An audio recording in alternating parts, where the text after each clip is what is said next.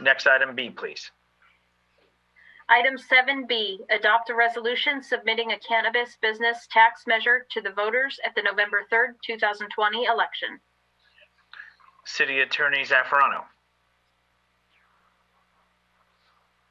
Yes, Mr. Mayor, members of the City Council, we are looking for presentation, which we were assured was loaded onto the presentations site. So if you just give us a second, we'll find that. Okay. City Attorney Zaffarano, I will have IT come in because we tested it this afternoon, so it's somewhere. Let me see.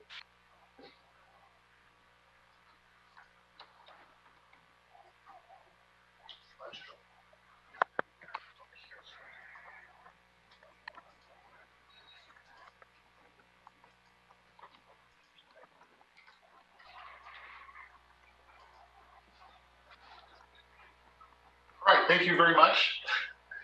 We're here to talk about the commercial cannabis ballot measure. And our agenda is we're going to review the background very briefly of this measure, review the prior City Council direction, discuss the features of the tax measure itself, and discuss next steps. So here's a little bit of background. You have seen these slides before, but I thought it was important to include them just for context. So as we know, under federal law, cannabis is still a controlled substance that is illegal to possess or sell.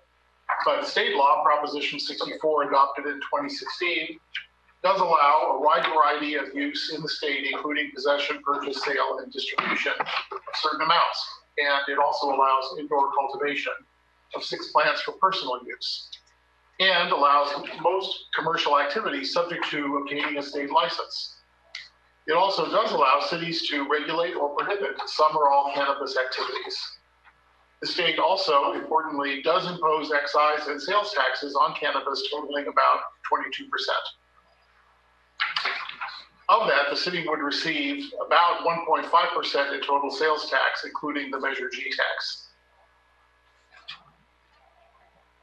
So San Bruno does not currently allow cannabis. We have a couple of ordinances that address that. One adopted in 2011 regarding medical cannabis distribution, and another adopted in 2018 regarding commercial cannabis activities that are prohibited except as allowed by state law, which is the personal cultivation aspect. However, the City Council does retain the authority to either repeal those ordinances or to modify them in any way that it sees fit. Let's take a brief look at what the City Council directed us to do. In April of 2020, the City Council requested a study session, and we did have a study session, 2 of them, in fact, on June 2 and 4, where the City Council had a robust discussion regarding various aspects of both regulatory and tax measures. On June 9th, the City Council directed staff to work on placing the cannabis tax measure on the November 2020 ballot, and that's what we've been doing since that time. There was also direction at that meeting to not place a regulatory measure on the ballot, thus leaving it to the City Council's future discretion regarding whether to allow such businesses. City Council also authorized certain expenditures not to exceed $30,000 for various consultant services, mailers, and election costs. And then on June 29, just last month, the City Council gave staff direction to approve the wording of the proposed ballot measure. So let's take a look and see what that language says. And like the finance director, I'm going to go ahead and read this. Although no cannabis marijuana businesses are currently allowed in the city, shall an ordinance be adopted imposing an additional business license tax of up to 10% of gross receipts on cannabis businesses until ended by voters, with annual audits and all funds for San Bruno. This tax will generate no revenue initially, but would generate revenue if in the future cannabis businesses are permitted or exist in the city. So that's the measure. It's unchanged from the last time the City Council saw it on the 29th of June. This measure is similar to other successful measures in neighboring cities. And importantly, it does authorize specifically the City Council to reduce or modify the tax in the future, so long as the tax does not exceed the 10% that's authorized by voters.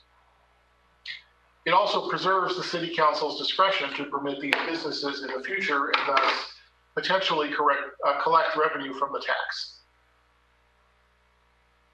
So here are the actions required if the city council does want to put this on the ballot in November 2020. You need 4 affirmative votes required to place it on the ballot. The meeting that we're at right now is to adopt the resolution that would place it on the ballot. And in order to pass, the measure would require majority voter approval.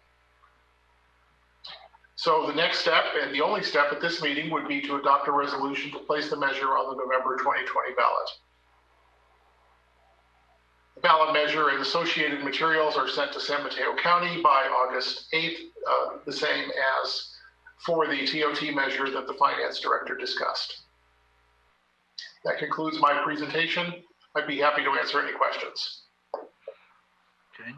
Thank you for the report. And also, if there's any members of the community that would like to speak, if you could put up your virtual hand, we'll give that a moment and see if there's any questions from my colleagues. No questions. Not seen any, and I'm not seeing any hands from the audience. So this is an action item. There is a resolution. It does require a 4/5 affirmative vote. Is there any action? A motion to place this resolution submitting a cannabis business tax measure to the voters at the November 3rd, 2020 election on the ballot. Second. Motion made by Mason, seconded by Marty Medina. Roll call, please. Councilmember Davis, Aye. Councilmember Mason, Aye. Councilmember Medina, Aye. Vice Mayor Salazar, Aye. Mayor Medina. Aye. Motion carries. Thank you.